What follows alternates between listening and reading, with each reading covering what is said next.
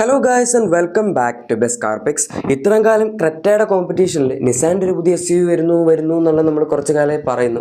പക്ഷേ എന്താണ് അതിൻ്റെ പേരെന്നോ ഡിസൈൻ കറക്റ്റായിട്ട് എങ്ങനെയായിരിക്കുമെന്നോ തുടങ്ങിയ കാര്യങ്ങളൊന്നും നമുക്കറിയില്ല. ഏതായാലും നിസാൻ ഇപ്പോൾ ഈ വാഹനത്തിൻ്റെ പേരായിക്കോട്ടെ അതുപോലെ തന്നെ ഡിസൈൻ തുടങ്ങിയ എല്ലാ കാര്യങ്ങളും കാണിച്ചിട്ടുണ്ട്. എല്ലാ ഡീറ്റെയിൽസും നമുക്ക് ഇതുവരെ കിട്ടിയിട്ടില്ല. പക്ഷേ ഏതായാലും ഡിസൈൻ നമുക്കിപ്പോൾ കാണാം. ഫസ്റ്റ് ഓഫ് ഓൾ ഇതിൻ്റെ ഫ്രണ്ട് ഡിസൈനിലേക്ക് നോക്കുകയാണെങ്കിൽ നമുക്ക് ഇതിന് മുന്നേ ഒരു ടീസർ ഇമേജ് കാണിച്ചിട്ടുണ്ടായിരുന്നു ഏകദേശം ഒരു 5-6 മാസം മുന്നേ. അതിൻ്റെ അകത്ത് പക്ഷേ അധികം ക്ലിയർ അല്ലായിരുന്നെങ്കിലും ഫ്രണ്ടിലത്തെ ഒരു പാർട്ട് ഉണ്ടായിരുന്നു. ഇതിപ്പം അത് നമുക്ക് നല്ല വിസിബിൾ ആയിട്ട് തന്നെ കാണാം. ഈ വാഹനത്തിൻ്റെ നടുവിലുള്ള ഒരു ഗ്രില്ല് കാണാം. DRLs ഒരു സി ഷേപ്പ് പാറ്റേണിലാണ് ഇരിക്കുന്നത്. പിന്നെ നടുവിലാണെങ്കിൽ നമുക്കൊരു കണക്റ്റഡ് DRLൻ്റെ എലമെൻറ്റ് കൊടുത്തിട്ടുണ്ട്. വണ്ടിയുടെ ഫ്രണ്ട് കാണുമ്പോൾ അത്യാവശ്യം രസമുണ്ട്. നമ്മളിപ്പോൾ ഇത് ഡയറക്റ്റ് ഡസ്റ്റർ വെച്ച് കമ്പയർ ആണ്. ഞാൻ ലാസ്റ്റ് ഡസ്റ്ററിൻ്റെ കുറച്ച് ഇമേജ് കാണിച്ചത്, അപ്പോൾ നിങ്ങൾക്ക് കമ്പാരിസൺ കിട്ടും കറക്റ്റായിട്ട്.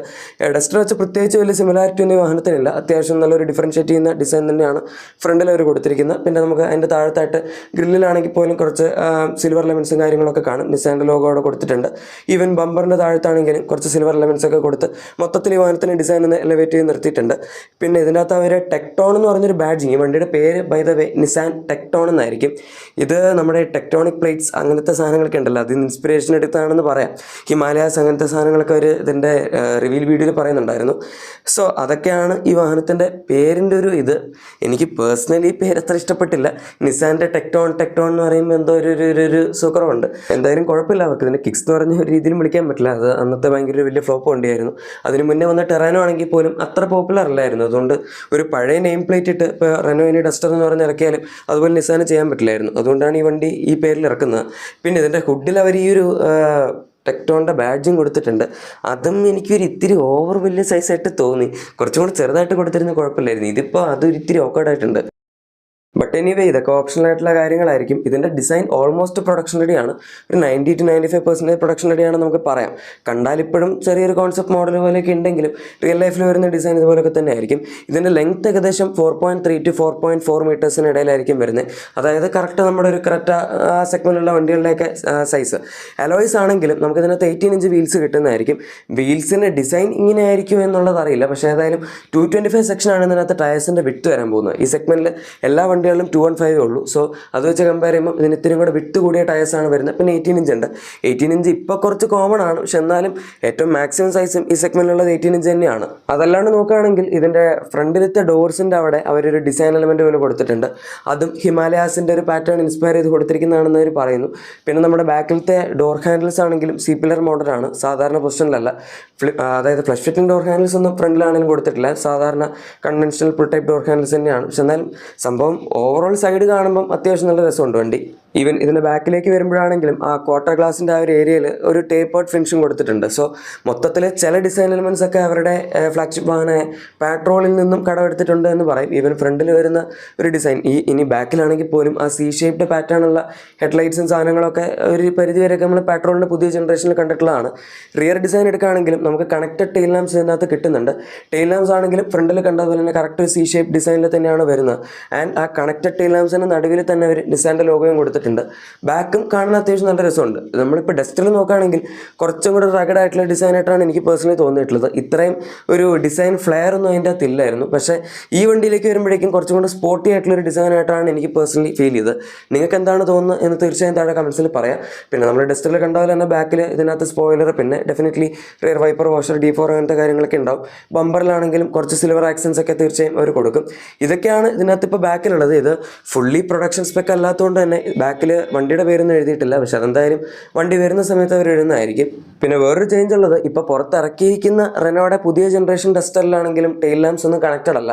അത് ഒരു എന്താ പറയുന്നത് വി പോലത്തെ ഷേപ്പിലാണ് ഇരിക്കുന്നത്. പക്ഷേ കണക്ഷൻ എലമെൻ്റ് ഇല്ല ഇതിൽ. ഇത്രയൊക്കെയാണ് എക്സ്റ്റീരിയർ. ഇനി ഇൻറ്റീരിയർ ഒരു ചെറിയ പ്രശ്നമാണ്. കാരണം ഇവർ ആകെപ്പാടെ ഇത് മാത്രമേ കാണിച്ചിട്ടുള്ളൂ. എന്നാൽ പിന്നെ ഒന്നും കാണിക്കാണ്ടിരുന്നാൽ മതിയായിരുന്നു. ഇതിപ്പോൾ എന്തിനാണോ കാണിച്ചത്. ഏതായാലും ഇതിൻ്റെ അകത്ത് നമുക്ക് കാണാൻ പറ്റുന്ന ഒരു ഗ്ലോസി ബ്ലാക്ക് എലമെൻ്റ് ആണ്. അതിൻ്റെ അകത്തൂടെ തന്നെ ചെറിയൊരു കോപ്പർ എലമെൻറ്റ് റൺ ചെയ്ത് പോകുന്നുണ്ട്. ആൻഡ് അതിൻ്റെ താഴത്തായിട്ട് നമുക്ക് വേണമെങ്കിൽ ഇവർ സോഫ്റ്റ് ടച്ച് മെറ്റീരിയൽസ് ഒക്കെ കൊടുത്തിരിക്കുന്ന പോലെ കണ്ടിട്ട് തോന്നുന്നുണ്ട്. പക്ഷേ ഞാൻ ഉറപ്പിച്ച് പറയുന്നില്ല. കാരണം ഈ ഒരു അധികം റെസൊല്യൂഷൻ ഇല്ലാത്തൊരു വളരെ ബേസിക് ആയിട്ടുള്ള ഇമേജ് മാത്രമേ ഇവർ പുറത്തു വിട്ടിട്ടുള്ളൂ. അതിൻ്റെ സൈഡിൽ തന്നെ ഒരു AC വെൻസ് ഇൻ്റഗ്രേറ്റ് ചെയ്തിട്ടുണ്ട്. അതും കാണാൻ വലിയ കുഴപ്പമില്ല, വേറെ വലിച്ചു കയറ്റി വെച്ച പോലൊന്നുമില്ല. മൊത്തത്തിൽ ഈ ഒരു ഡിസൈനിൽ നോക്കുകയാണെങ്കിൽ പുതിയ ഡസ്റ്ററുമായിട്ട് എന്തായാലും വ്യത്യാസമുണ്ട്. പക്ഷേ എത്രത്തോളം വ്യത്യാസമുണ്ട് എന്നുള്ളത് നമ്മൾ സെൻറ്റർ കൺസോളും ബാക്കി സാധനങ്ങളൊക്കെ കണ്ടാലും മനസ്സിലാവുള്ളൂ. ഈ വണ്ടിയുടെ ഇൻറ്റീരിയർ ഡിസൈൻ ഇതിന് മുന്നേ ലീക്കായിരുന്നു, പക്ഷേ അത് ടോപ്പ് എൻഡ് അല്ലാന്നേ ഉള്ളൂ.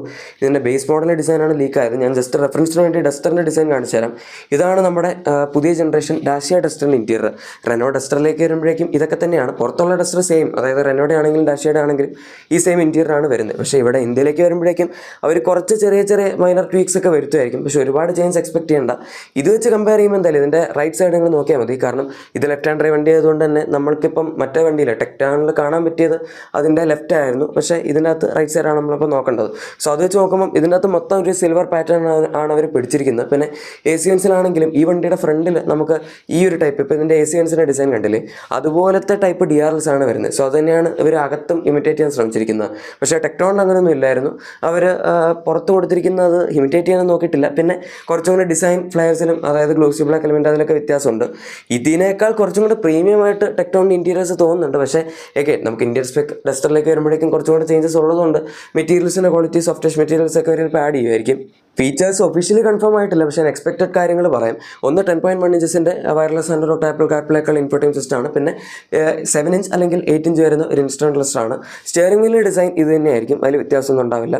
പിന്നെ നമുക്ക് ഓട്ടോ AC അവൈലബിൾ ആയിരിക്കും. 360° ക്യാമറ, പാനോറാമിക് സൺറൂഫ് എക്സ്പെക്ട് ചെയ്യുന്നുണ്ട്. അതുപോലെ ലെവൽ 2 അഡ്വാൻസ്ഡ് റെസിസ്റ്റൻസ് സിസ്റ്റം, പിന്നെ വയർലെസ് ചാർജർ, വെന്റിലേറ്റഡ് സീറ്റ്സ്, അങ്ങനത്തെ സംഭവങ്ങളൊക്കെയാണ് നമ്മൾ ഈ വാഹനത്തിൽ എക്സ്പെക്ട് ചെയ്യുന്നത്.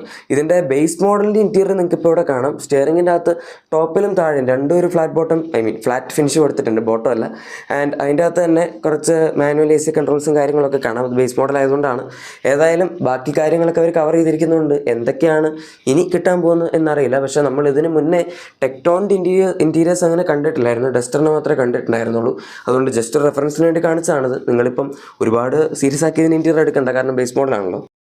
അതിന് മുന്നേ കണ്ടിരിക്കുന്ന ഒരു ടയർ നോക്കുകയാണെങ്കിലും ഇതിൻ്റെ അകത്ത് നമുക്ക് 225 ക്രോസ് സെക്ഷൻ കിട്ടുന്നുണ്ട്. പക്ഷേ 17 ഇഞ്ച് വീൽസ് ആണ്.